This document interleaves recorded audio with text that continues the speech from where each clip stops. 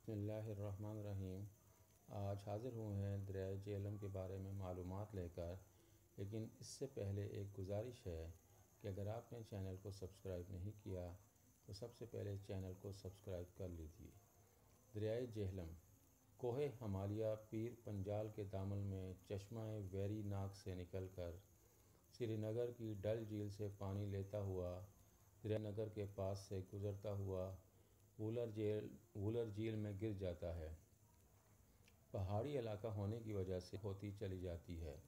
اس کا مشاہدہ chain of control سے مظفر آباد اور کوہالہ تک کیا جا سکتا ہے۔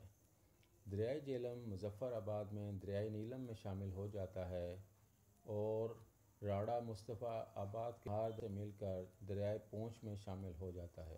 موضع سلطان پور کے مقام پر پہنچ کر میدانی علاقے سے بہتا ہوا پاکستان میں داخل ہوتا ہے اور جنوب مغرب کی جانب بہتا ہے۔ یہ پاکستانی پنجاب کے دریاؤں میں سے اہم دریا ہے اور سلطان پور منگلہ کے مقام پر ایک بہت بڑا ڈیم تعمیر کیا گیا ہے اور دریا کا پانی اس ڈیم میں آتا ہے۔ اس کو منگلہ ڈیم کہتے ہیں۔ اس اور بجلی پیدا کرنے کے کام آتا ہے۔ دریائے جہلم پاکستان میں جہلم، ملکوال اور خوشاب کے میدانی علاقوں سے بہتا ہوا ضلع جنگ میں تریمو کے مقام پر دریائے چناب میں شامل ہو جاتا ہے۔ اس دریا سے بڑی نہریں بھی نکالی گئی ہیں اور تاریخی حیثیت دریائے جہلم کی سکندر اعظم اور پورس کی لڑائی اسی دریا کے کنارے لڑی گئی تھی۔ سکندر اعظم نے اس فتح کی یادگار میں دریائے جہلم کے کنارے 2 شہر آباد کیے۔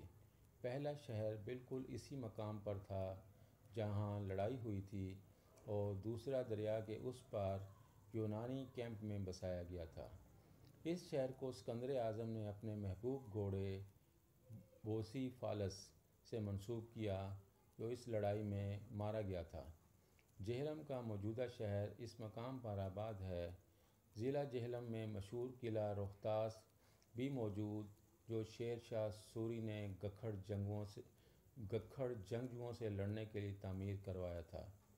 اس کے علاوہ منگلہ قلعہ بھی موجود ہے، جبکہ سلطان پور قلعہ دوران تعمیر منگلہ ڈیم مسمار کر دیا گیا تھا۔